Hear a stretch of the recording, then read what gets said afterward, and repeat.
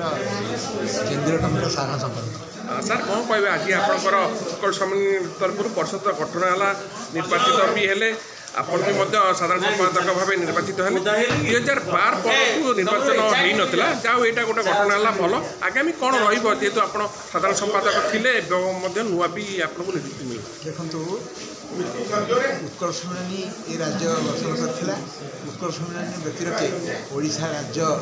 केवे संभव नथिला तेणु उत्कल सम्मेलन ही मूल अनुष्ठान जी ओडिशा राज्य गठनर प्रमुख कांडारी तेणु उत्कल सम्मेलन मर्यादा सब रही आम आज ये जो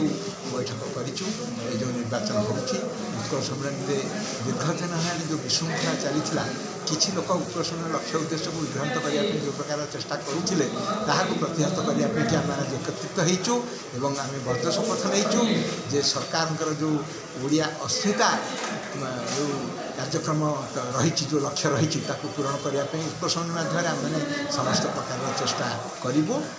आशा करुचु आमको सरकार ए दिगरे सहायता करेंगे जो मैंने विभ्रांत करी राज्य को निंदित करी उत्कल सम्मेलन की विभाजित करी ए प्रकार दुरावस्था पकई से माने आज भयभीत हेबे बोली आम आशा करुचु जो मैंने आज निर्वाचित हेले से माने उत्कल सम्मेलन लक्ष्य उद्देश्य को आगे नापी यथा ओडिया भाषा साहित्य संस्कृति कला परंपरा एवं ओडिशार सीमा जल जमी जंगल इत्यादि को किभली सुरक्षित कर यार प्रचार प्रसार करा जाई परिबो से दिगरे से माने ब्रती हेबे एवं आमर